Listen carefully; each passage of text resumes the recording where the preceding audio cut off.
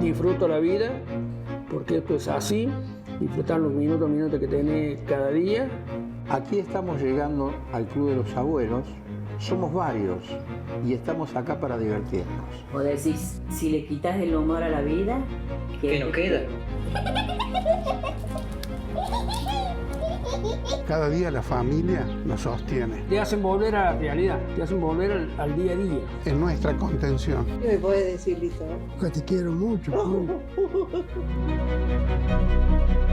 El tema es que vos te tenés que sentir útil. Si vos te sientes una persona que no servís para nada, listo, te quedás ahí y te vas a morir.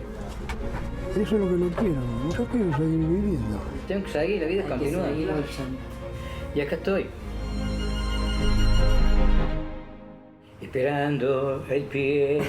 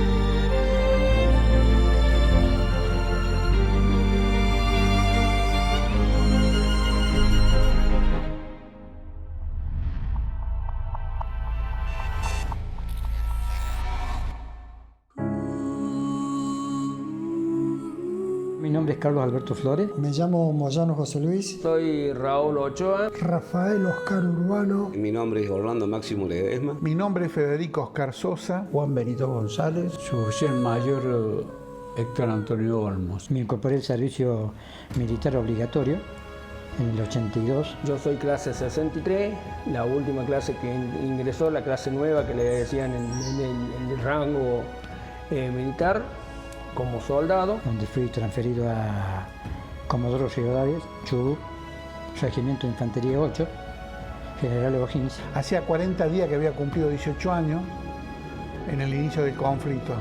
Ella era cabo. Cabo primero en ese momento. Yo pertenecía a la Armada Argentina. Suboficial principal de la aviación naval, pertenezco a la Armada. Estaba en la Escuela de Sargento Cabral y mi primer destino antes de Malvinas fue la Escuela de Infantería. Yo tenía el grado de suboficial superior. El primer grado de suboficial superior es suboficial segundo.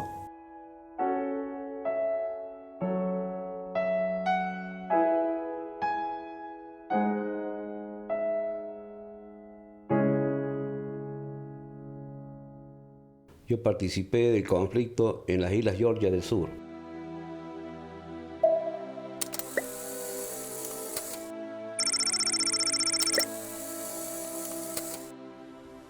Georgias, marzo de 1982. Un grupo de trabajadores de una empresa argentina desembarca en las islas para efectuar el desmantelamiento de una vieja factoría ballenera. Inglaterra considera ilegal el desembarco. Yo llego allá en un buque, transporte polar, para Bahía Paraíso.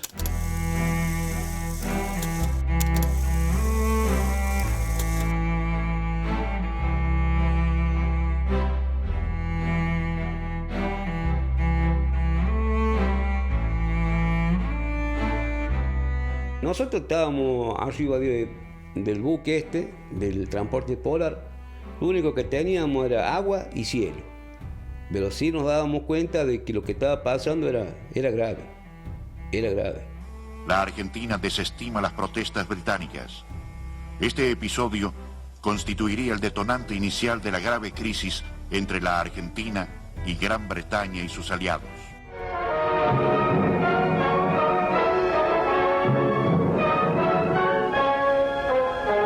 La simétrica disposición del acero interrumpe el espacio entre agua y cielo. la Marina de Guerra Argentina incorporó a sus unidades el portaaviones 25 de Mayo. Esta base aérea flotante, dotada de los más modernos elementos tecnológicos, cuenta con todo lo necesario para el aprovisionamiento y reparación de las aeronaves. En ese entonces yo tenía la jerarquía de cabo principal aeronáutico arma, encargado de la 5ª división del portaaviones 25 de Mayo, con 20 hombres de esa división a cargo mío. Los hombres que tenía el portaaviones eran artilleros y de especialidad munición. En el año 81 nosotros hicimos una navegación y hicimos las prácticas de combate. Se hizo tiro, se hizo bombardeo y se hizo lanzamiento de cohetes. Lo que a nosotros nos llamó la atención en esa época fue la gran cantidad de gente que tenía el portaaviones. Eran 1.200 hombres a bordo. Estaba la 3ª Escuadrilla Aeronaval de Caza y Ataque, la 2ª Escuadrilla de Caza y Ataque, la Escuadrilla de Exploración, los trackers antisubmarinos, los helicópteros Chiquín, helicópteros Silín y helicópteros Alú. Exactamente, yo pertenecía a la Escuadrilla Aeronaval Antisubmarina. Esta escuadrilla tenía por misión la guerra antisubmarina. El portaaviones embarca este tipo de aviones para cubrir una red antisubmarina en un lugar determinado. Nosotros estábamos dentro de la zona de exclusión, a muy pocas millas de las islas. Entre nosotros decíamos, ¿qué estará pasando? Porque no sabíamos absolutamente nada todavía. Porque en la primera etapa de mar, nosotros íbamos a un operativo en el cual no sabíamos cuál era el destino. Yo creo que a nadie le dijeron a dónde iban. Hasta después de zarpar, que uno ya estaba en pleno navegación y se va enterando cuál es la misión que llevamos. Ahí el que informa es el comandante de la unidad. Dice, bueno, señores, hemos convocado a un plan de llamada para el alistamiento de las aeronaves. El portaaviones vuelve a tomar Puerto Belgrano y hace todo el alistamiento total para lo que se venía después. Yo era de cargo control tiro. Es una división que pertenece al Departamento de Armamento en el PIB.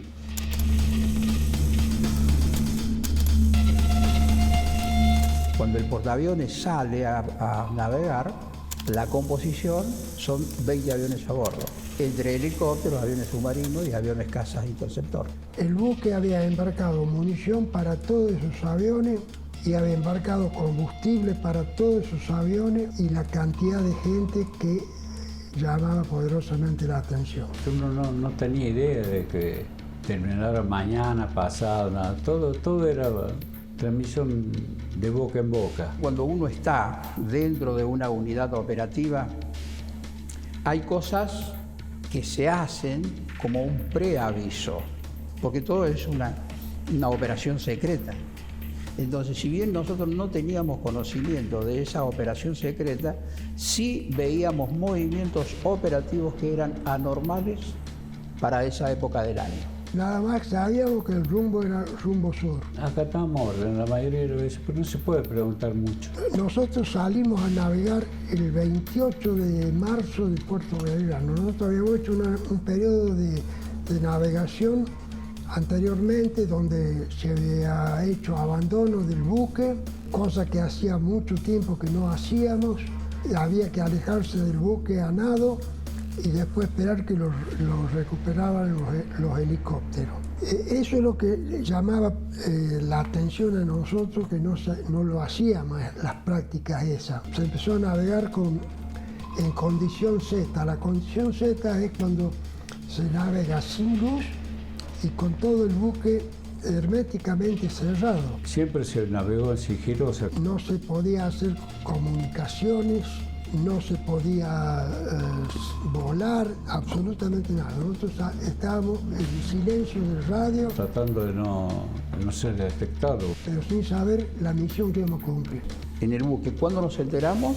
Por un difusor de órdenes que tiene el buque. El día 2 de abril a las, creo que 5:30 de la mañana.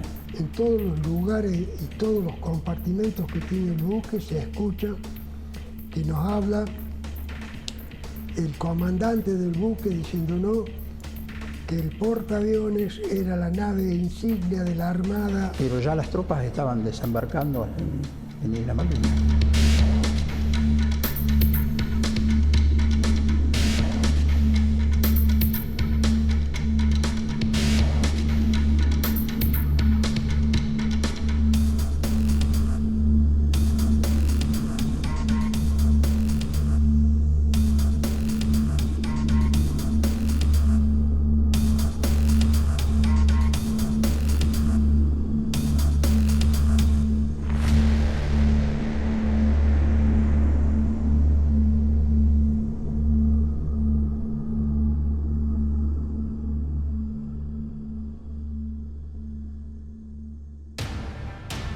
A partir de ese momento, cada uno tenía que cubrir su puesto de combate. Que todo tiene que estar en orden para salir en cualquier momento, en el momento que se ordene.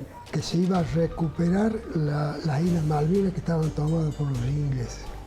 Mientras tanto, en Puerto Leith, los trabajos en la factoría se desarrollaban con normalidad. El gobierno inglés comunicó que enviaría hacia las Georgias al navío Endurance, a fin de trasladar a los argentinos que permaneciesen en aquel territorio.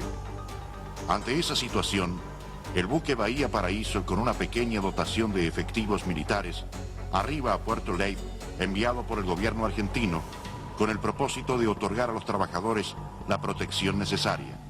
Que en ese desembarco que tuvimos acá en la isla Georgia, nos esperaba el campo minado, el muelle minado, que lo levantaron lo que se conoce vulgarmente como los lagartos. Supuestamente había 2 francotiradores que estaban escondidos.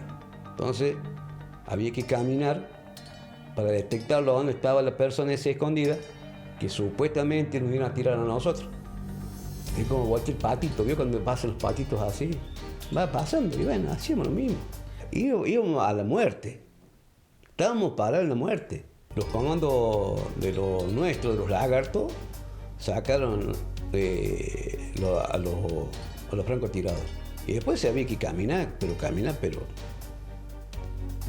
en las patrullas que había que hacer, había que ir. Pero no había nadie, o sea, nadie en el sentido de que era un lugar muy difícil de vivir. Muy difícil, por el frío. Y después que no hay una cueva. Buscar los desniveles de terreno es lo que nos jugaba a nosotros a favor nuestro, lo descubrimos. Pues estábamos tirados permítame la palabra, tirados como sapo y sentíamos como una tenue, un calor, pero eran las balas que pasaban, que cortaban ahí el vaporcito ese que queda. Por su parte, la Cancillería británica había autorizado mediante el documento correspondiente la presencia de los operarios en territorio de las Georgias. La amenaza británica de desalojar por la fuerza al contingente de operarios sin duda constituía un acto de violencia y el gobierno argentino decidió responder con firmeza. Cuando la corbeta Guerrico empieza a cañonar en diferencia de armas, ellos tenían muy poca poder de arma, como todo infante. El fusil, no tenían un arma más pesada, digamos, para enfrentarnos. Y bueno, y está el temor del miedo, por ese motivo se rindieron. Aparte ellos no estaban esperando, vaya a saber qué tiempo llevaban ahí ellos. 1 mes, 10 días. Y el lugar es muy difícil. Salimos por la gracia de Dios. Dios nos dio una mano grande. Y no nos hicieron daño, digamos así, porque teníamos los ingleses arriba que estaban de prisioneros. Que yo creo que ese fue el pasaporte para volver al continente. En la fría mañana del 2 de abril de 1982, la Argentina ponía en marcha el operativo Rosario.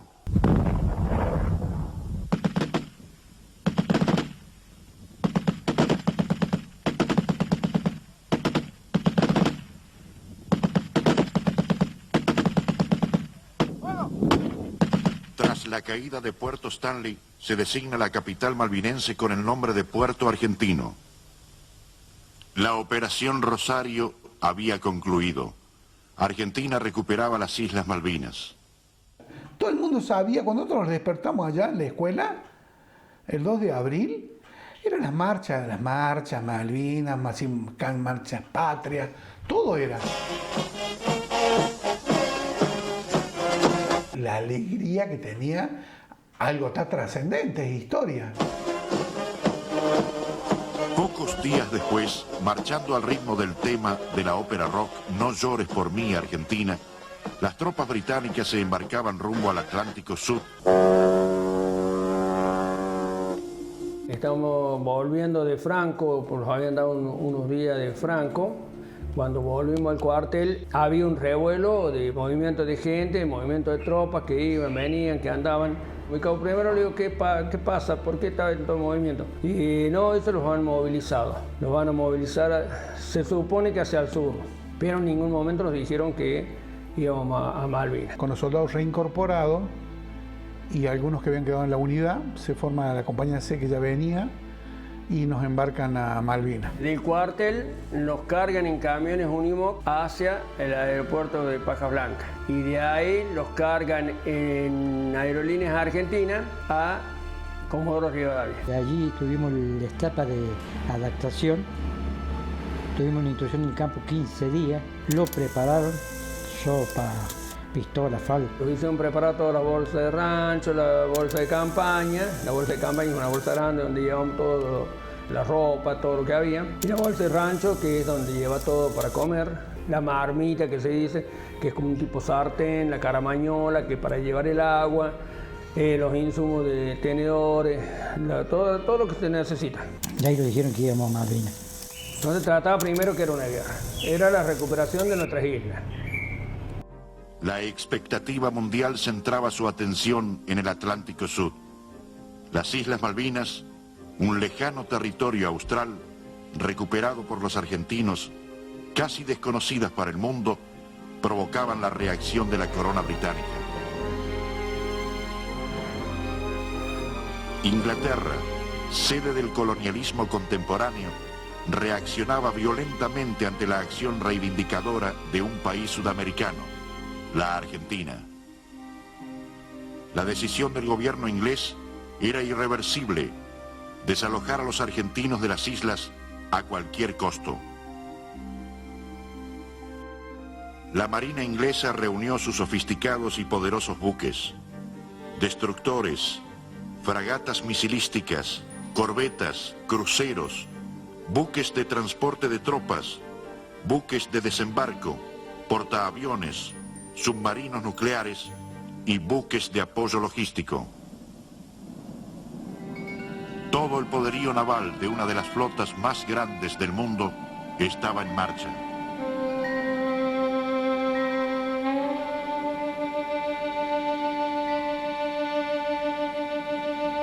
Y de ahí los cargan en un Hércules, donde nos ponen espalda con espalda todo el personal que íbamos del grupo de artillería y nos llevan a Malvinas. La zona del aeropuerto de Malvinas era esencialmente importante y a través de ella se canalizaba el principal flujo de hombres y pertrechos. En pocos días, un total de 11.000 efectivos de distintos cuerpos de ejército, armada, fuerza aérea, prefectura y gendarmería fueron desembarcados en el archipiélago. La actividad en Puerto Argentino era intensa ante la necesidad de continuar abasteciendo a las islas con todos los medios disponibles. Tropas, pertrechos de guerra, alimentos, munición, todo estaba dispuesto para la defensa.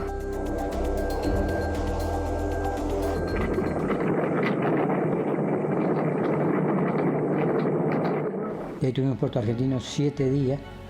Estuvimos durmiendo en carpa, después llega el general y nos dice que todos nosotros, el Regimiento 8, va a la isla de Gran Malvinas. Nosotros desembarcamos en el aeropuerto de Malvinas, del aeropuerto quedamos en un playón, tuve un par de días ahí, en el playón ese, y de ahí nos llevan a Haverhill, cerca de Darwin. Llegamos a Gran Malvinas. Nos dijeron cada uno donde tenía su posición, teníamos que hacer nuestro propio pozo de zorro, cada uno cavaba lo suyo, eran 3 posiciones. Estaba a 3 kilómetros de la base, donde estaba la base, ahí estaba. Era para todo por igual, reinaba el silencio.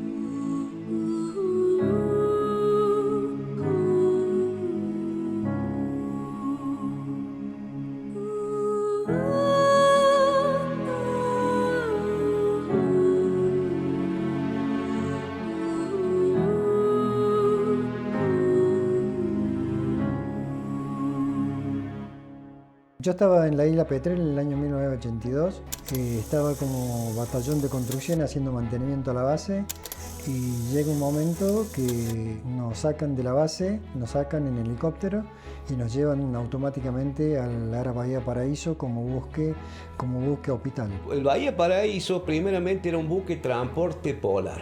Cuando se los deja a los ingleses en Puerto Belgrano, ahí se hace la operación de que se lo pinta blanco y se le pinta la Cruz Roja, que se lo convierte en el buque hospital. El buque hospital dentro de la guerra es intocable y lo que hacíamos era recibir a los mal heridos o fallecidos, que se los recupera, pero fallecidos, y se los meten en las cámaras frigoríficas y traerlos a destino, territorio argentino.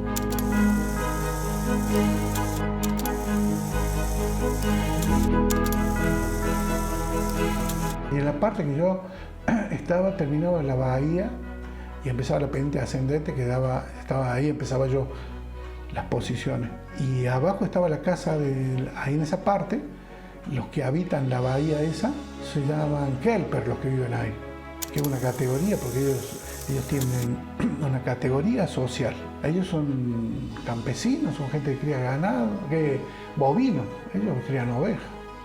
Ellos estaban, todos los que vivían ahí se los llevó a la casa del administrador de la bahía. Ahí se los llevó a todos. Ese traslado yo no lo hice, eso lo hicieron las patrullas, la gente que llegó antes, todos estaban ahí. Ellos salían hasta que el 1 de mayo, que comenzaron los ataques aéreos, que empezó la guerra en sí, ya la parte bélica. Hasta ahora había sido la toma de la isla y la ubicación de la gente.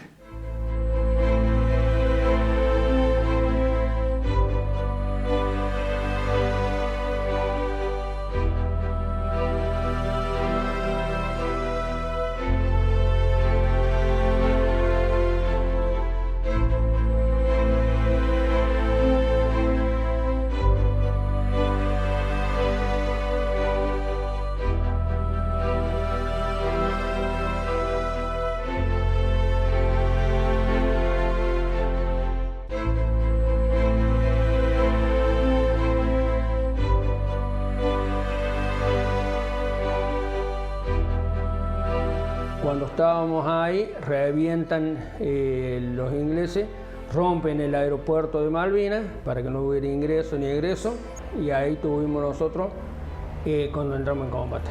Ahí comenzaron los ataques aéreos, ahí comenzó todo, lo bélico.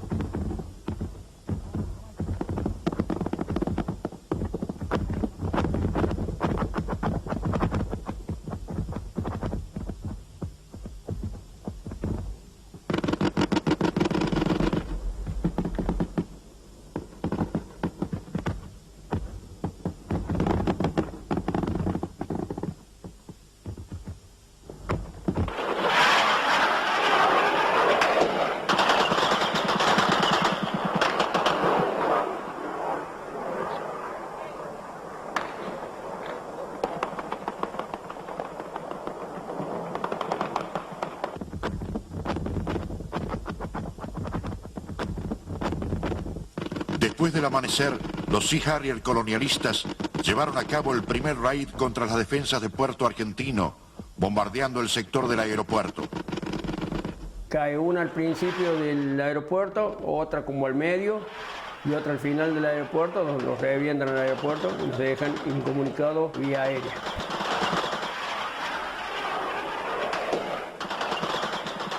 Al iniciarse el ataque, las baterías antiaéreas y misilísticas respondieron rápidamente con un intenso fuego sobre los aviones, derribando a varios de ellos.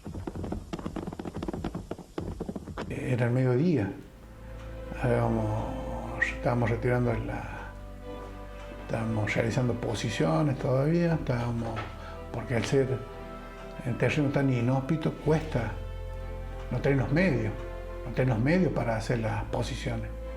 Era todo las palas mínimas de campaña, picos, ¿no? Muy difícil hacerla. Entonces llevaba tiempo. Entonces dormíamos en carpa, en la intemperie, mientras se hacían las posiciones. Y ahí estábamos retirando la comida ese día, al mediodía, y ahí había algo que no se había practicado todavía, que era la alerta roja, que anunciaba los ataques. Estaba todo ya prevenido eso, pero nosotros no lo habíamos escuchado, ¿viste? Una sirena que sonaba, que era la que avisaba en caso de algunos ataques. Como todavía no habían sucedido, era todo teórico. Y ahí yo estaba afuera, estaban recibiendo la comida, hay unas cocinas de campaña que había, son del tamaño son unos carritos con una cocina de traslado de comida, de todo de acero, para que se mantenga caliente. Y eso se traslada en cilindro. Entonces yo fui con 3 soldados para retirar para los dos grupos, cuando en ese momento, hasta ahí se retiraba ahí la comida. Cuando me tocó ya a mí, a las 12:30, sonó la alarma, la sirena, y de entre los cerros, porque todo sucede entre los cerros, eso, aparecieron 3 aviones. Y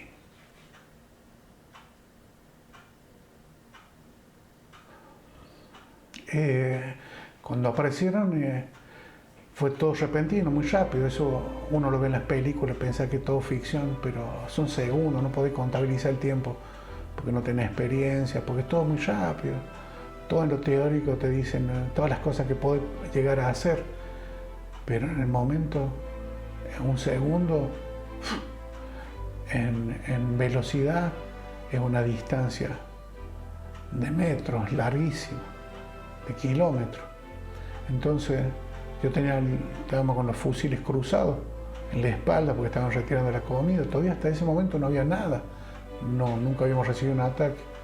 Y ahí los 3 aviones, me doy vuelta yo con los soldados, en los que estaban distribuyendo la comida, y yo con los que estaba esperando y otros que había ahí, y les ordeno una cubierta completa, que es lo que se hace, buscando resguardar físico, el cuerpo. Pero ya una acción de reflejo, perseverar la vida, o sea, cuidar la vida, ¿no? Y todos buscamos cubrirnos para el lado de unas casas que había.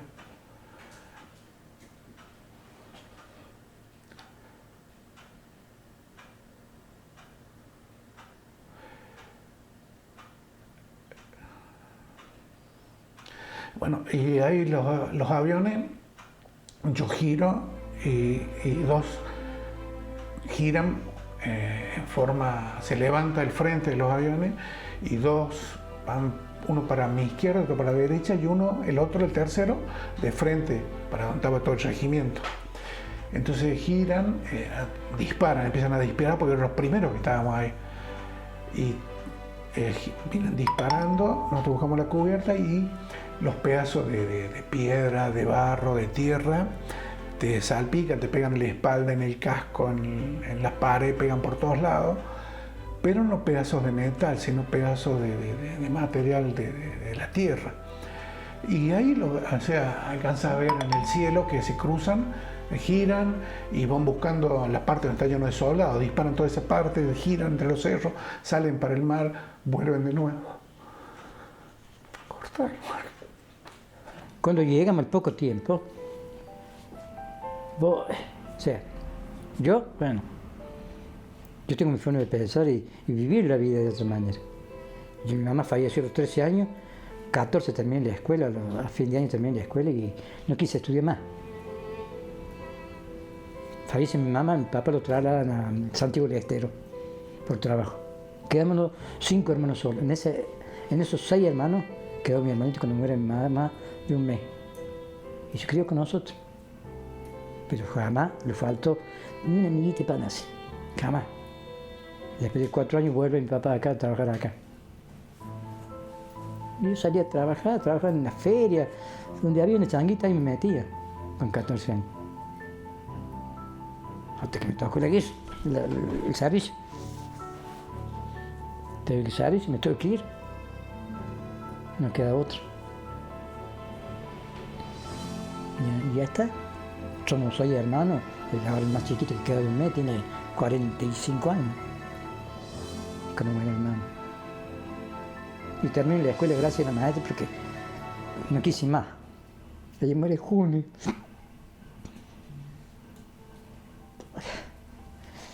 Y no quise ir más a la escuela. Y la maestra me hicieron terminar la escuela. Me anotaron en la FRAI, no, yo no estudié más. Porque cuando se muere, falta tu madre. Y el motor, y un motor del auto. Se rompe ese motor y no tiene arreglo. Nosotros éramos muchos hermanos, ¿no es cierto? Mi vieja nos mantenían porque mi mami, ella hacía quesillo, vendía huevo, vendía cosas así para podernos llevar el pan todos los días. Y éramos todos chicos. Mi viejo, él vendía guano, buscaba en los corrales, sacaba guano con un carro tirado por mula. Vendía leña. Tu papá trabaja, está con tu hermano. ¿Qué tiene que salir? A una changa. Arábamos las chacras. Yo sabía venir con un carrito, con un caballo, a vender choclo, a vender zapallos por las calles. No, ha sido una vida muy, muy sacrificada la nuestra. Digo, si tengo que morir, muero. Si tengo que salvarme, salvarme. Pero siempre estaba ella presente. Cuando llegamos ahí y comienza todo esto a sentirse después del 1 de mayo, nos dan una misa, nos dan un rosario y nos dan la extrema unción y quedamos a la espera y a la voluntad del Señor. Esas cosas no se viven por casualidad, son acciones que hacemos por la patria. Todo eso abarca la patria. Como dijo aquel poeta que decía, patria es la tierra donde se ha nacido. Nos hemos criado y vivimos. Y en el lugar donde uno ha nacido, ¿no es cierto?, están todos los afectos. Están todos los afectos, están todas las costumbres y está el sentir nuestro. Es un sentimiento muy profundo que nosotros sentimos por la patria. Lo más hermoso. Vos te toca, con lo que me toca a mí, defender a tu patria, sea como sea. Pues nosotros representamos nuestro pueblo, nuestra sociedad de Anfunes. La patria, con decirte que hasta damos la vida a los argentinos. La verdad, ser argentino es lo mejor que me haya pasado en la vida. Patria es una palabra muy grande. Es como el amor al último término. Es como el amor a la vieja. Por eso juramos defender la bandera que perder la vida. Nosotros no teníamos la jura de la bandera, nada. Todos los que estábamos ahí, regimiento, los llaman, los hacen formar y le dijeron, vamos a entrar en guerra, vamos a jurar la bandera. Entonces, ha sido las 10, las 11 de la mañana, que dijimos el sí juro, el sí prometo, juramento de la bandera. Pasó eso y bueno, dice, vamos a entrar en guerra en cualquier momento. Cada uno se protege como pueda. Casi te decían, porque ¿para qué te voy a mentir? Cada uno tenía su posición. Vos estabas, ponele, yo estaba con 3 chicos más, la otra posición quedaba 300 metros de distancia cada uno. No sé lo que hacían los otros. Yo estaba a la orilla del mar. Nosotros juramos la bandera en Malvinas el 2 de mayo de 1982. Nos dieron esa fecha de jura, fue cuando hundieron el General Belgrano. El submarino atómico Conqueror torpedeaba y hundía al crucero General Belgrano, que navegaba fuera de la zona de exclusión impuesta por los ingleses. A ellos les pegaron 2 torpedos. Uno en la sala de máquina y el otro le voló, le sacó la proa del buque. Le sacó como 20 metros de la parte de adelante del buque, le sacó. O sea, imagina la cantidad de gente que llegó ahí en las explosiones, las 2 explosiones. Mató gente. A las 4 de la tarde, el General Belgrano se hundía, llevándose con él la vida de 321 hombres. había gente que no se salvó porque no tenía el chaleco salvavidas. Se fue al agua y ahí estuvo 3 días en el agua helada, lo mismo, o se moría de frío o te morías ahogado. Una gran mayoría recién entra en lo que se llama una psicosis de guerra. No, eso no somos nosotros, yo. Hasta ahí estaba todo más o menos que sí, que no, que el tema era aviación, pero después pasó a esto. Muchas veces no puede ser. El asombro es lo primero que uno tiene, se asombra de que haya ocurrido eso. Y no solo eso, sino que después, inmediatamente después, viene a que todos estamos en eso. O sea que podemos ser blanco en cualquier momento. Cuando uno está haciendo la guardia, pero uno está abajo, un torpedo va a pegar abajo, como le pasa al crucero. Cuando uno baja, dice, es como si uno se despierta de arriba, porque dice, bueno, no sé, si pegan acá, chao, uno ya sabe que de ahí no puede salir. Entonces uno dice, bueno, me encomiendo a Dios, si, mientras estoy de guardia, que Dios me proteja. Reina el miedo, no vamos a decir descontrol, pero por ahí estar alterado es algo, digamos, normal. Hablábamos por ahí casi en forma permanente de este estado que vivíamos y por ahí también llegaba un poco al olvido porque de tanto estar en lo mismo ya daba lo mismo, no teníamos alternativa. En las balsas tampoco la pasaron bien porque había gente que estaba herida, gente que estaba mal, gente que se moría. Un avión nuestro, que es el avión Medium, es el que detecta las balsas del crucero, nada más que no les podía avisar. Estaba sin combustible, no tenía con qué señalizar ni avisar, no podía hablar porque lo bajaban a él. Porque en la guerra vale todo, ¿vale? Al enemigo no le interesa de que vos vas a hacer un rescate. Es un buque, ¿viste? Y te hunden. O es un avión y te bajan. Él cuando pudo, porque él va volando al ras del agua, se llama vuelo rasante. ¿Él qué hace? Levanta cuando ve que no estaba al alcance de los aviones de ellos, y ahí informa por radio la posición de donde estaban las balsas.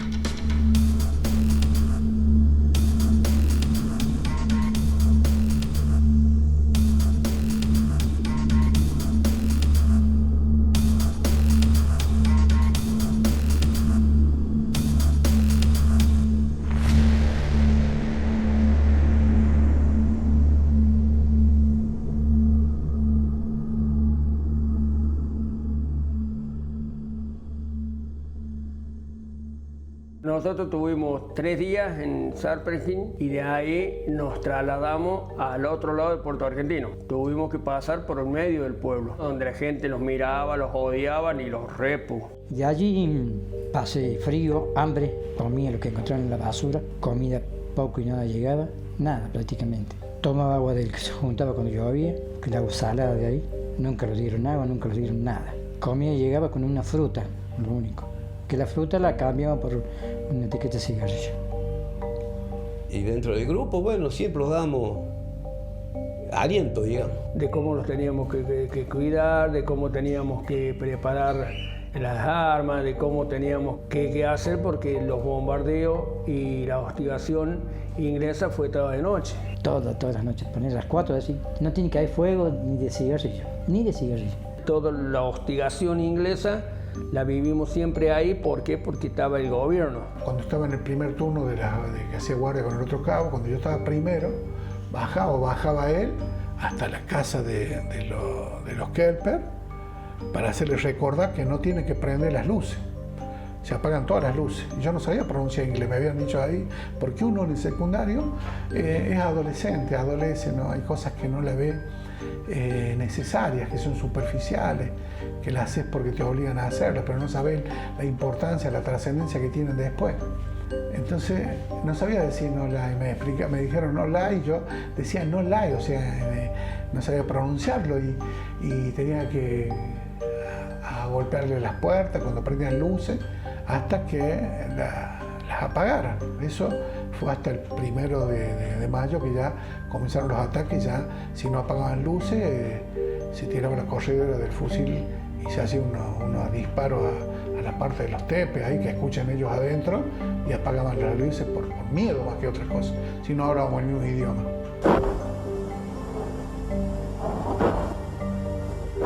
Los ingleses hacían hostigamiento todas las noches. El hostigamiento lo hacían con los buques. Hacían navegar todas las noches 1 o 2 buques. Te tiraban 2, 3, 4, 5 bengalas y quedaba de día, y ahí te largaban la bomba. Y los cañoneaban, no los dejaban dormir.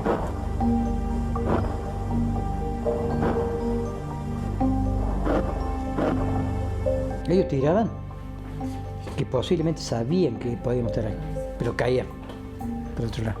Cuando se gritaba alerta roja era porque había bombardeo. A las 4 de la tarde, y era de noche, no se veía nada. Lo levantábamos de acá para cargar, entrábamos la munición acá y de acá de este lado tiene la manivela que te digo yo de lado derecho donde disparábamos. Y cuando nosotros cargábamos acá y estaba lista la corredera para disparar, lo primero que se gritaba, ¡fuego!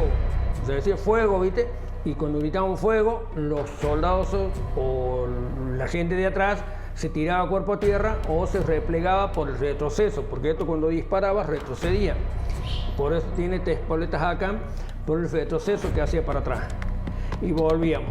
¿Y qué pasa? Que en ese momento o sentíamos una bomba inglesa que venía y lo primero que gritábamos a los soldados, el casco. Todos gritaban, el casco, acomódense en el casco, préndase en el casco, apriétese en el casco, porque por ahí vos te tirabas cuerpo a tierra o disparabas, ¿viste? Y el mismo movimiento, el casco se te ladeaba, o por eso teníamos un tipo barbijo que te apretaban a pero para que el casco no se cayera, porque era el que te salvaba la vida. Y ahí bombardeaban, ponían las 4 o 5 de la tarde, el otro día 6 de la mañana, 7, cuando empezaba a caerse un poquito. Se acostumbró a sentir la bomba cuando venía en el aire, porque vos sentías el chillido que hacía. Cuando vos sentías el ruido ese, era que venía la bomba, pero no sabía dónde iba a caer. Hubiera caído una bomba donde estábamos nosotros, no queda nadie. Vos sentías el que venía el silbido en el aire, que hacían y explotaban. O explotaban a tiempo, porque eran bombas puestas a tiempo. Por ahí explotaban en el aire, por ahí cuando pisaban tierra explotaban, por ahí caían y se hundían y explotaban. Nadie te decía nada. Vos eras vos. Yo me defiendo yo y los 3 que estábamos ahí. Vos no sabías nada de los otros que estaban pasando. No sabía nada. No recibió órdenes. Pero después el resto, el 90% del resto de la campaña, fue responsabilidad mía esa gente. ¿Me entendés? Esa vida fue responsabilidad mía y otro cabo que estábamos los dos en primera línea. Yo hice guardia desde que llegué hasta que volví. Desde que llegué a mi posición hasta que volví. Lo único que hacíamos era cambiarnos el turno el día que podíamos descansar. Cambiábamos, hoy hacía yo hasta las 2 de la mañana y mañana de las 2 hasta que amanezca. Pero era todo simbólico más que nada, de que haya unos responsables. Porque el día, los tiempos que se recibía el fuego de los barcos, vos no dormías. Era el miedo, la humedad, el frío, la incertidumbre, no dormís, vos dormís sentado. Yo hay cosas que ya me he olvidado, me voy acordando por parte. Pero estuve 64 días adentro, en un pozo, durmiendo sentado adentro. Los pozos de zorro los cavábamos con la palita de Didiman que los daban en el ejército. Y eso una vez que teníamos cavados, los hacíamos a los pozos de zorro, después buscábamos chapa, madera, lo que se encontraba, para protegerlos y encima le poníamos los pedazos de tepe. Cortábamos tepe, tierra de ahí encuadrado, y los íbamos tapando por si caían bombas cerca nuestra, no entraran a las izquierdas para dentro del pozo zorro. Es como si vos ahora cavás a un pozo de tierra en el jardín y andas toda la noche a dormir ahí, sentado en la humedad de la tierra. ¿Qué descanso podés tener? Ninguno creo que dormía. El pozo que cavábamos se llenó de agua, no dormíamos en los pozos, o dormía o te sentaba por lo menos, yo sí me siento, me acuesto, me tiro un ratito. Sí, había días que los podíamos entrar durante el día dentro del pozo del zorro, en algún segundo que teníamos libre, pero en la noche lo que pasa es que en la noche suben las napas de agua allá, porque hay mucha humedad. Al subir las napas de agua se mojaban todas las cosas y no podíamos entrar en la noche. Cerramos con lona, con las mismas colchas de uno, porque estaban en una colcha. Hicimos con una casita así y un techito. Y ahí estábamos. la intemperie prácticamente, como quien dice. Había días que si tenías algún compañero a la par, los amontonábamos entre nosotros, los envolvíamos con una sola manta y con eso pasábamos el frío, un momento de frío. Pero te levantabas duro, te levantabas torcido, duro por el semejante frío, donde había pibes que no sentían ni las piernas, nada, y se orinaban encima para poder sentir calor, para poder sentir algo caliente sobre las piernas. A veces tenías que meterte, sí, el agua te da ataque. Sí o sí. ¿Qué va a estar el intemperie que venga otro y empieza los tiros y van a tener a dónde meter la cabeza? Por eso tocaba guardia de noche, pasábamos frío, que caía nieve, que llovinaba o que caían heladas terribles que no lo aguantabas de ninguna forma, pero tenías que hacer guardia, tenías que estar parado en la guardia. Llovía, nevaba todos los días, andábamos muy mojados todos. Nunca me dijeron, che, ponete otra ropa, te traigo. Nosotros fuimos con la misma ropa que salimos acá del cuartel, con esa tuvimos toda la guerra, donde se mojaba la ropa y se secaba en el mismo cuerpo. Me entraba el agua a 2 manos, por eso sufrí congelamiento de trinchera aquí ya. Teníamos una campera, la chaquetilla y la camisa nada más. No me pidas más nada. Y aparte de eso, de que no teníamos ropa, de que no teníamos nada, el hambre era lo peor, porque al no tener que comer, que tomar, al no sentir calorías en el cuerpo, al no tener alimento, nada, más frío se sentía. O sea, te llegaba comida, pero no te llegaba a decir, bueno, me llené. Nada, no, te llegaba un poquito así. Pesaba 50 kilos cuando regresé. La comida primera línea llegaba una vez por día. Una vez por día llegaba un cilindro. Cada uno vivía a su manera. Si vos te quedabas esperando la comida, no llegaba la comida. O te llegaba muy poquito. Entonces íbamos al basural, mucha basura, fruta, verdura, lo que encontrábamos, comida. Una vez por día. Y no era que el que estaba caro, que era yo el que estaba caro y el otro cabo. No era que nosotros elegíamos el menú, no. Primero comen los soldados, después comemos nosotros. Y llegaba la cantidad de porciones de trozos de carne, de cordero, que es lo que se comía, con una gelatina ya espesa y fría, que no sabía si era sopa, era avena, no sé qué era. Llegaba ahí. Y llegaba y eran las porciones para los 22 y había que racionarlas, servir con el carro, servían una porción para cada uno. No era que yo repetía, comía doble o comía un menú diferente, comíamos lo mismo todo. Mira, juntada, lo que encontraron ahí en basural, hay cosas. Por eso, muchas veces decíamos los chiquitos de mamá, nosotros, mamá, eso, tienen plata, los chiquitos de mamá que realmente se le dice a los chicos que van bien. Hermano, o sea, buscártela como pueda, no esperé que te traigan la comida y te lo sirvan ahí en el plato, si vos sabés que no llega comida. Anda a basurar, y él se decía, anda a basurar, ahí va a encontrar, paseo, lo que quiera, hacerlo hervir, si no hace falta que le eches sal porque le hago salada. Y bueno, un día en una formación que se hizo en el puerto argentino, salieron de parte del gobernador de la isla, que en ese momento estaba el general Menéndez, donde dice que no se puede matar ningún animal, que no se puede comer ninguna oveja, ninguna vaca, nada, porque eran todas privadas, que era propiedad privada. Te imaginas el hambre que había, que ni le dimos bolilla. La primera vaca que se cruzó le metí un balazo y la carneamos, la entré a cuerear yo con Cipriano Ticera. Caminamos 2-3 kilómetros donde el mar estaba bajito, cruzamos el mar a un campo donde había ovejas. Y ahí hasta que matamos una, la cuereamos, le hicimos al horno, a las brasas, porque vos vas ahí a las 4 de la tarde tenés que apagar fuego. No se tiene que ver ni la uña. Mi mamá lo llamó para carnear una cordera. Y él, como siempre, como él vivía acá en el campo, sabía carnear, fue a carnearle la cordera y bueno, yo era chica, tenía 11 años, 12 años, y usaba el pelo bien largo. Sí lo tengo largo ahora, pero lo tenía más largo. Y él agarró, estaba carneando la cordera, mira cómo se ríe, se puso las manos llenas de sangre y me quería tocar el pelo, me corrió por toda mi casa. Éramos los únicos que éramos de campo. Como campesinos que éramos, entramos a sacar el cuero a carnear para darle de comer a la tropa, para todo el regimiento. Y en eso entra un bombardeo con los aviones, entra un bombardeo de aviones y entramos a buscar refugio, a buscar la montaña para refugiarlos, a buscar dónde refugiarse. Y había soldados que en vez de disparar a refugiarse, disparaban a comer carne caliente, porque estaba en sangre, estaba caliente el animal, a comer carne porque el hambre que teníamos. Lo único sí que llama la atención cuando los vieron comiendo cordero. Y uno de los chicos, no me acuerdo cuál, el de Córdoba. Estamos cagados de hambre, jefe. No nos llega la comida. Salió, agachó la cabeza, pues. Salimos a buscar comida porque teníamos hambre con Jorge Eduardo Romero, pibe de Cruz del Eje.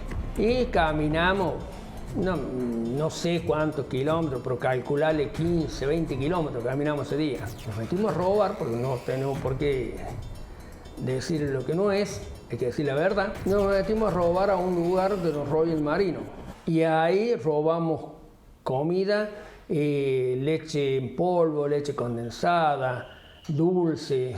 Todo eso nos metíamos en medio de un duvet que teníamos, que decíamos duvet, una campera grande, inflable.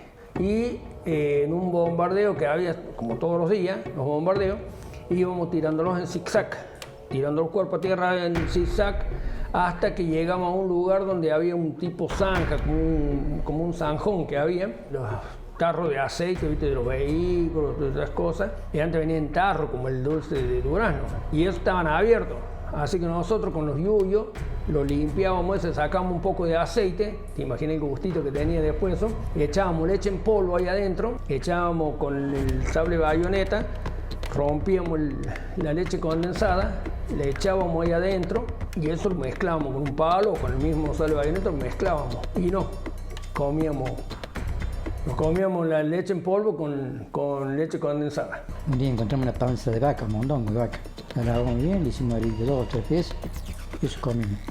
Y llegó un chico, los chiquitos que son, digamos, de bien. Y preguntó que estaban comiendo, le dijeron, no, entonces mira, estamos comiendo esto, como encontrado, comimos y al otro día falleció. ¿Nos comíamos el dentrífico de hambre o comíamos el dentrífico? Ese chico comió, y a otro le decía, mira, esto no me he encontrado, si vos querés comer, come, eso es problema tuyo. Todos comieron, él también, y el otro día no se hace. Había días que había algo, había días que no, había días que pasábamos varios días. Jorge se había robado una cajita de dulce de batata, de eso, ¿viste? La cajita de dulce de batata, dulce de membrillo. Viene y me dice, Raúl, a este me lo como a todos, si me mata, que me maten lleno. Se lo comió todo al dulce de membrillo, y le tocó guardia esa noche, subió a las 8 de la noche al puesto, a las 8 y 1 minuto lo mataron.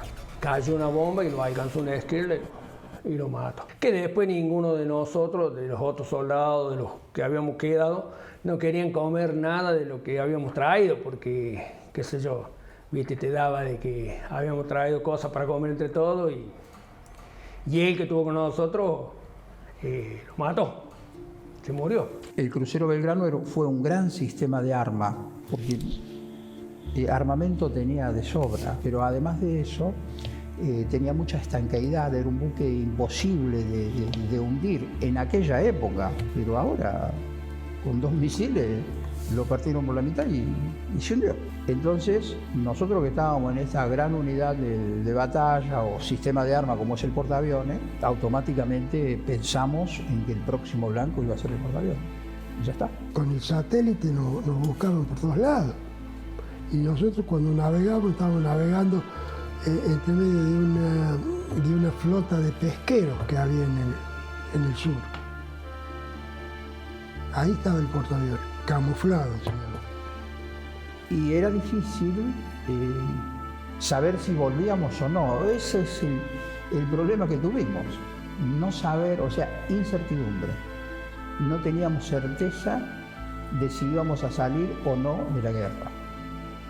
El salir o no significa volver con el buque a Puerto Belgrano o hundirse en el mar.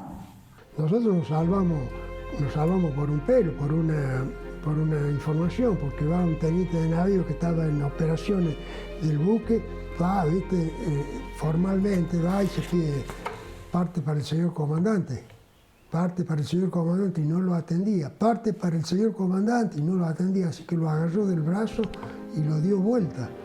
Y le dice, señor, tengo una información acá. Dice, pero somos nosotros. Sí, señor, somos nosotros. Había sido detectado el portaaviones. Ahí es donde se acaba la guerra para el portaaviones. Un día salimos con otros soldados y en todo el orilla del mar encontramos unos salames Milan, grandes eso, y nos trajimos dos que había en una bolsa, estaban verdes, estaba todo verde, arriba todo verde, a los tiempos que andás a saber que así estaban tirados ahí, más que como están congelados prácticamente con el hielo, para nosotros estaban buenos. Y agarramos cueros de oveja que estaban tirados, que los lugareños matan las ovejas, por cierto, comen la carne y tiran el cuero, y con el cuchillito que teníamos sacábamos la grasa, toda la grasita que tenían los cueros, y la redetíamos en una marmita, que es tipo sartencito que teníamos. Comíamos el chicharrón y la grasa la dejábamos. Y esa grasa la calentábamos, y cuando conseguimos estos salames Milan, nos pelamos, los limpiamos, sacamos lo verde, lo limpiamos, lo cortamos en cuadritos y calentábamos la grasa y lo fritábamos ahí. Y nos comimos. Los agarró, me atacaban el hígado, casi nos morimos todos esa noche. La hierba la secábamos 1, 2, 3 veces. Cuando fuimos a robar con Jorge, robábamos fideo. Vos decís, ¿para qué robaron fideos si no tenían dónde cocinarlo? Y eran de esos mostacholes, ¿viste? Esos grandes, esos gruesos. Así que después inventamos fritar en las marmitas, poníamos eso a calentar el aceite y echamos el fideo adentro y lo dábamos vuelta. Y comíamos fideo frito. Había momentos que estábamos disparando y hacíamos fideo frito y veníamos y le poníamos en el bolsillo a cada compañero. Mientras que iban tirando, ¿viste? Se iban comiendo unos fideos para qué sé yo, sentirte un poco más en vida. Tenías que vivir como sea. No tirate, yo espero que me traigan la comida. No, si vos sabés que la comida no llega. Por eso, cuando volvimos de allá, los prohibieron la palabra de Alá. Ustedes no hablan nada de lo que pasó. La convivencia con ellos ya era una convivencia, porque estábamos en el mismo lugar, dormíamos, se comía, se vivía ahí. No era unas vacaciones, era una situación donde estaba la vida de por medio, el riesgo era la vida. La iglesia es así, o morir o te salvas. Porque las balas no miran a dónde pegan. La guerra desgasta. Porque la exigencia es tal que pierde noción del día. El léxico que empleábamos era si volvemos de esta. O sea, hasta eso, adaptamos nuestro léxico porque era una cosa interminable. En el desastre, ¿a quién benefician? No gana nadie, todos pierden en la guerra. Unos perderán gente, otros perderán dinero, otros perderán bienes, pero todos pierden, nadie gana en la guerra. Hoy en el día no creo que la guerra sea un camino ni de esperanza ni de alternativa. Yo creo que la mejor forma de conquistar es con la palabra. Tiene que haber un diálogo entre los países, diplomáticamente tiene que haber un diálogo. En los tiempos que se vivieron de guerra, está tu vida, está tu alma, están tus sueños, están tus ilusiones, está tu dolor, está tu miedo y está tu carga eterna que te queda para toda la vida. La guerra es un tatuaje interior que te queda, que lo llevas vos en primera persona, que los demás no lo van a entender, que los demás lo pueden ver, lo pueden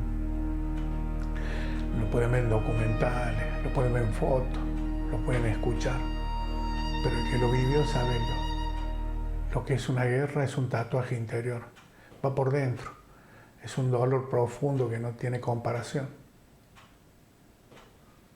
El que diga no tuve miedo yo dentro de la isla son mentiras. Todos tuvimos miedo dentro de la isla con el bombardeo, las bombas, ver caer las bombas a la par, ver caer compañeros heridos, ver caer compañeros muertos. Todas esas cosas te daba miedo.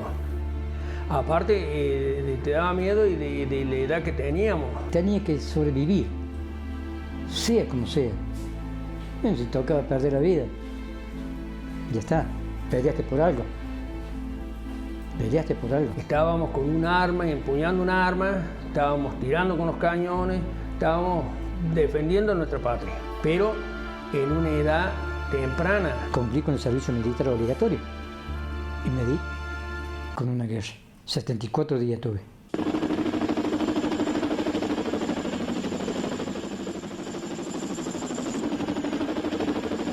Las tropas inglesas, entre los que estaban los soldados nepaleses o gurkas, continuaban su avance y ya habían alcanzado las colinas próximas a Puerto Argentino.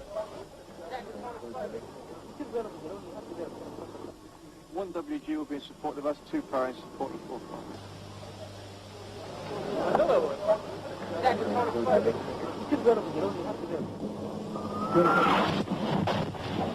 Allí recibían las descargas de los cañones Softman de la artillería argentina. A su vez, las baterías británicas disparaban contra las posiciones argentinas sosteniendo un ardoroso duelo de artillería entre ambos bandos.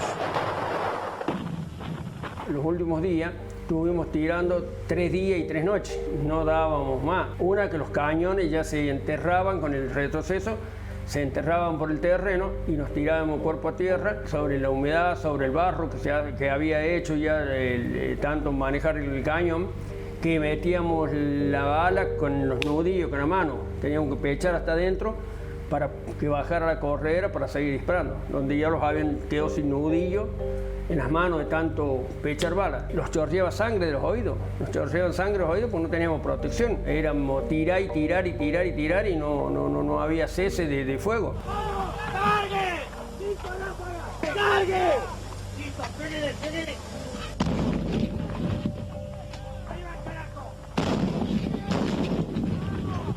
¡Vamos, cara, vamos!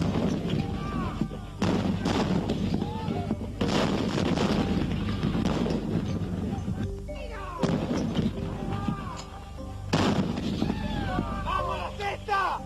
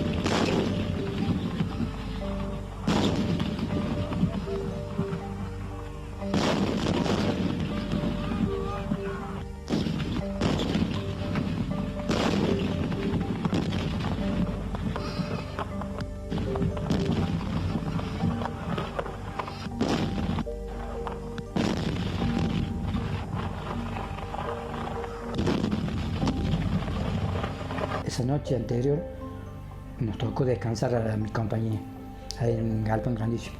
Y te daban de comer bien, todo bien. A las 2 de la mañana los avisé que los habíamos rendido. Esa misma noche se llevarían a cabo los combates finales.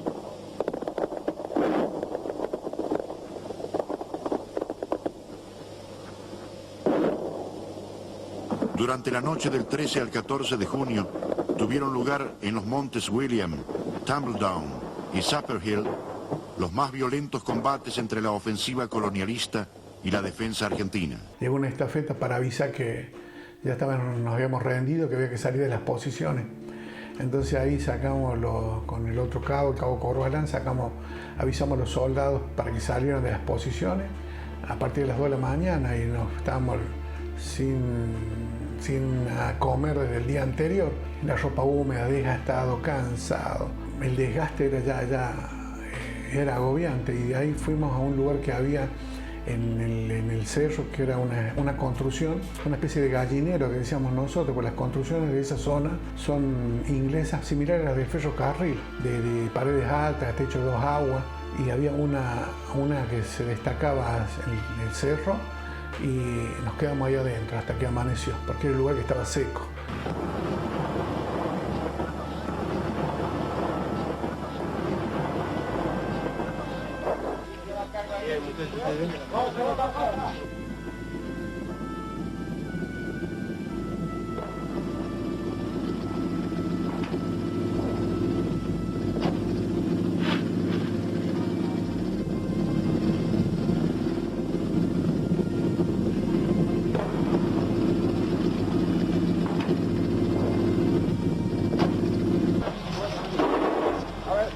Chao, como sé que están escasos, adiós. Y después, tanto disparar, el día 14 aparece un helicóptero con la bandera blanca. Como los baños eran al aire libre, ahí alguien que salió al baño se dio cuenta de que ya estaban aterrizando helicóptero de la Cruz Roja. Salimos a mirar y era un helicóptero que se veía de arriba de la Cruz Roja. Cuando pasa el helicóptero con la bandera blanca, a uno de los jefes se le da por hacer una reunión para hacer un honor al rendimiento. Imagina en una guerra hacer una reunión a amontonar gente, querés seguir luchando, querés seguir peleando. Y ahí nos empiezan a bombardear, donde ahí sí nos voltean varios veteranos, nos hieren muchos veteranos en ese momento, nos disparamos al pueblo y veníamos con fusil y saltábamos, nos metíamos por las ventanas adentro de las casas. Fue el primer día que empezamos a comer, porque lo primero que hicimos cuando entramos a casa no vimos quién estaba, directamente atacábamos las heladeras. Y ahí venía el grupo de tiradores ingleses bajo y se pusieron la pendiente ascendente del cerro a medida que se fueron organizando de abajo, veíamos todo de arriba. Estábamos rodeados completamente y éramos 3-4 milicos que habíamos ido juntos. Bien íbamos a salir a Sendero León y 4 milicos donde los iban a acribillar a balazos si nosotros no teníamos nada. Se peleó hasta el último. Cuando nosotros nos avisaron ya se había entregado el gobierno, ya se había entregado toda la cúpula mayor. ¿Y qué íbamos a hacer nosotros? Los soldados no íbamos a pelear solos. Siempre estuvimos solos, pero no nos cabía a nosotros salir a pelear si ya se habían entregado todos los grandes. ¿Qué nos quedaba hacer? Nos quedaba entregarse. Y nos ordenaron que a medida que íbamos bajando del cerro dejáramos el armamento. Dice, rompan las armas. Les vamos a sacar las piezas, tirarlas a las mías, lo digo yo, pero no es así. Tirarlas a las piezas. Primero dejamos los fusiles, después dejamos todo lo de metal, de acero. Los cascos, la sable bayoneta, el correaje, los que teníamos granadas. Y muchos las armas no las entregábamos, las aventábamos al mar o las aventábamos por cualquier lado, menos entregárselas a ellos. Bajan la bandera argentina y se la de ellos. ¿Te imaginas salir de ahí frustrado, llorando? Habíamos ido a pelear por nuestra patria, pelear por lo nuestro. Acá en la Argentina ya Galtieri, el Papa, todas las cúpulas ya se habían entregado, ya habían dado el cese de fuego, así que no nos quedaba otra que entregarlos y bueno, seguir frustrados en decir, bueno, acá tienen lo nuestro. Iba saliendo, ponían la mano en el cuello y lo llevaban donde desquilaban las ovejas. Ahí tuvimos 2 días. Donde nos sacaron los cintos, cordones, los cordones de las camperas, las que tenían, o todo lo que fuera de peligro. Te daban una planilla que vos la llenabas. Ahí estaba el tractor, ustedes llenen esto y después se lo damos a ellos, nosotros, ellos saben qué van a hacer. Bueno, nos tenían prisioneros en un galpón inmenso donde estaba lleno de tambores con aeronasta. Ahí estábamos todos espalda con espalda, estábamos todos tirados en el suelo. Y aparecieron unos ingleses con un traductor, donde entraron ahí adentro a seleccionar gente. Venían y te decían vos, los seleccionaban, sacaban gente y los llevaban al campo de batalla para ir a enterrar los muertos. Donde por eso muchos dicen, sí, pusimos una flor en una cruz que no sabemos, sabrá Dios quién está abajo. ¿Por qué? Porque nos juntamos a todos y hicieron una sola zanja donde los tiraron a todos juntos. Y después pusimos cruces en cualquier lado con el rol de combate, pero no sabe quién es el que estaba abajo. Después de 2 días salimos durante el día, dice, ya lo venían a buscar. Ya habíamos barcos nosotros y los helicópteros que llegaron. Dice, ahora lo van a llevar un barco. Ay, no sé qué va a pasar, dice. Nos embarcaron y nos llevaron a un portaaviones. El portaaviones venía dando la vuelta por todo San Carlos y con prisioneros, con heridos. Comimos bien, comida calentita. Después a la noche nos transportaron al barco Canberra. Siempre me acuerdo al que lo vi, que lo escoltamos al buque el Canberra, que era inglés, que traía a los prisioneros de la isla. Nosotros lo seguíamos de atrás siempre.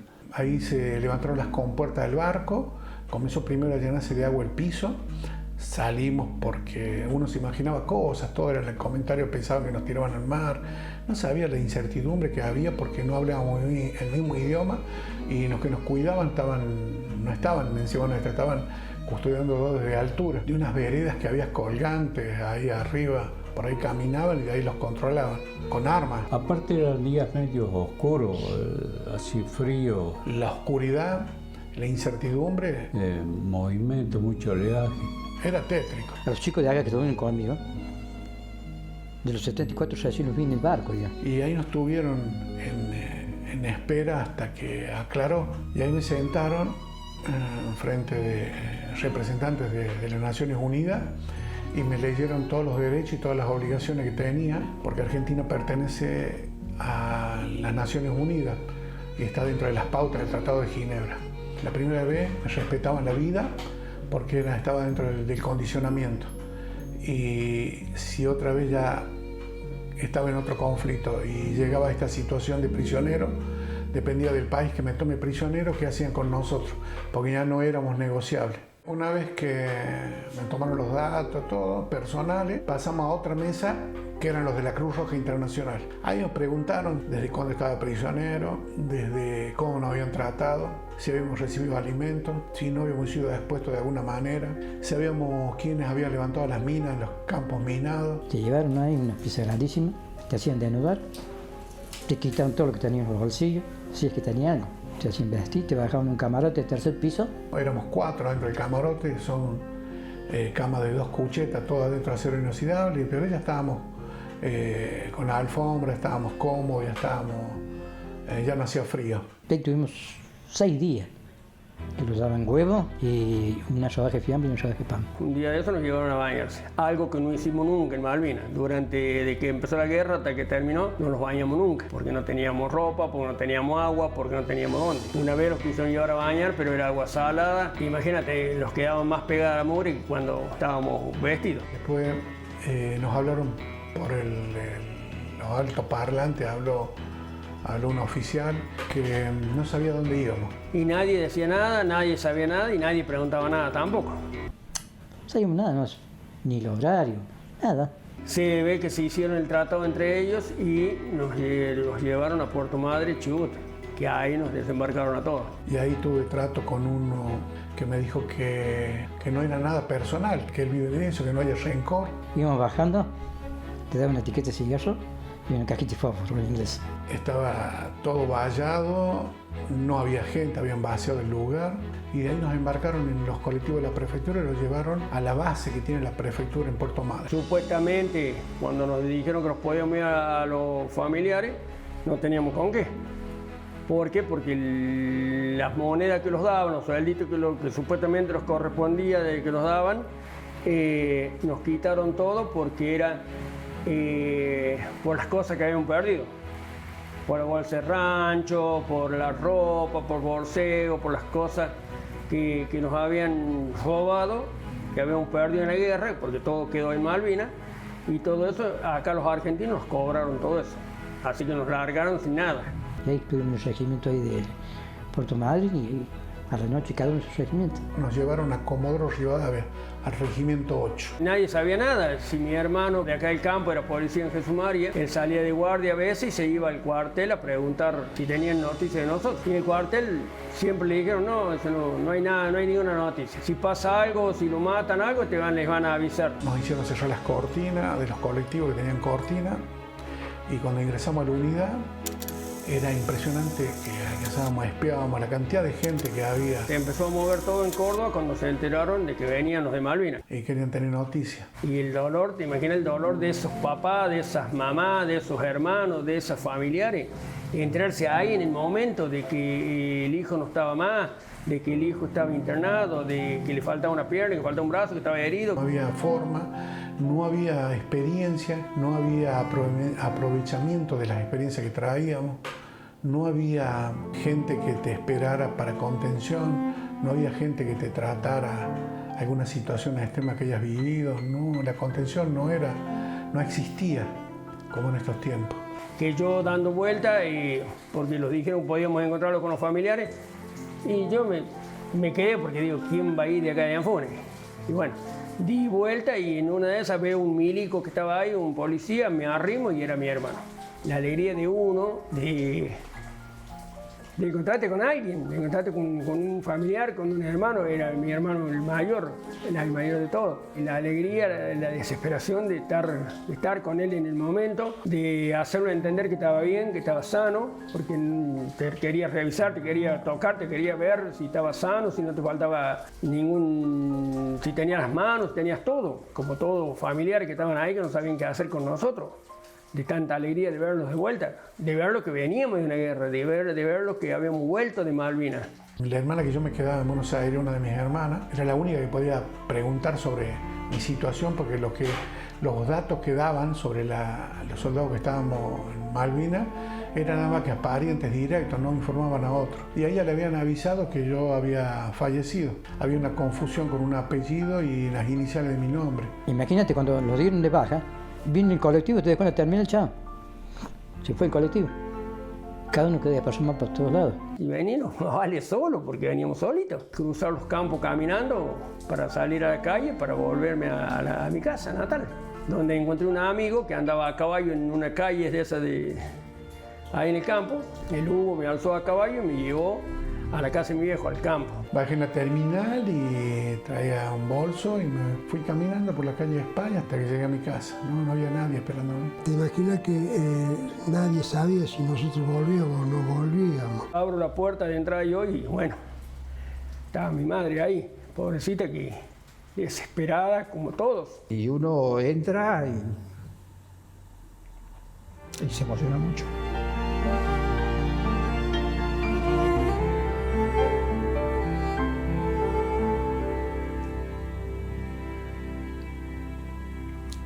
Y es un momento en que se conmociona, se mueve todo. Uno también tiene hijos, piensa mucho en los hijos. Yo los abracé fuerte porque nosotros sabíamos que o estábamos preparados para no volver. Así que era una forma de demostrar de que habíamos regresado. En los primeros tiempos éramos como zombies, digamos. Estábamos, pero no reaccionábamos que estábamos bien. Y me sentía un extraño me sentía. Estaba en mi casa con mi madre, pero no sabía por dónde empezar, no sabía. Es más, en este momento lo estoy contando, pero no me salían las palabras, que hasta unos días después conversando, qué sé yo, que me pude desahogar y bueno. En ese entonces, ya me preguntaron nada. Jamás. Mis padres, mi hermano. Después con el tiempo le conté yo lo que me había pasado, lo que pasé. Nosotros volvimos y seguimos trabajando como todos los días. La familia sí, porque la familia por una cosa o por otra ellos se habían enterado. Si Argentina estaba jugando un mundial, era más importante el mundial de fútbol que la guerra de Malvinas. Como si lo hubieran querido echar al olvido todo. No puede haber una indiferencia. No puede haber una indiferencia. Hoy la sociedad nos está reconociendo de a poco quiénes somos y respetándolos quiénes somos. Porque antes no nos daban bola, antes vos ibas y pedías trabajo, ibas y hablabas con alguien, y con doctores o con algo, y te decían, son los locos de Malvinas, no le den bola. Los empresarios, los que tenían comercio, dieron vuelta de espalda. Te decían, no, vos podés tener problemas, podés estar loco. Te decían, no querés pecho ellos, no te lo mandaban así con nadie. No tenía ni idea. No conseguí trabajo, no conseguí. Así que en diciembre digo, papá, me voy. No querían saber nada que me fuera. Me voy.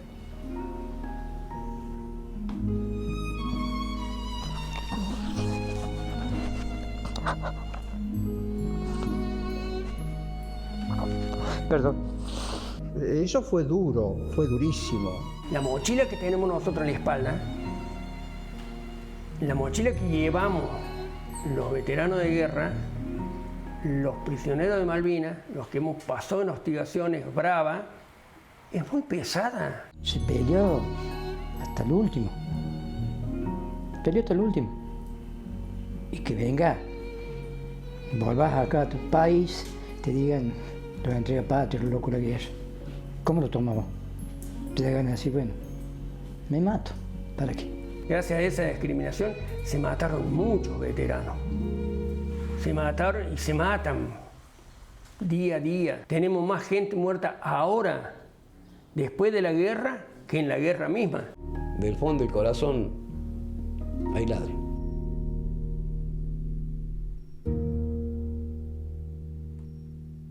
Gracias a Dios, hoy estamos y somos héroes de guerra, somos historia viviente, somos personas de carne y hueso, somos historia de la Argentina. Yo creo como nos refleja el beneficio que a todos los generaliza como héroe, a todos los que en el tiempo del conflicto armado participamos de las acciones bélicas en diferentes funciones. Todo aportamos para la causa, todo. Desde la logística hasta los que estuvimos en tierra, todo lo que pasaron en la plataforma continental en el tiempo que duró el conflicto armado son héroes. Son héroes en el traslado, héroes en las acciones, héroes en el quedarse, héroes en ofrendar su vida.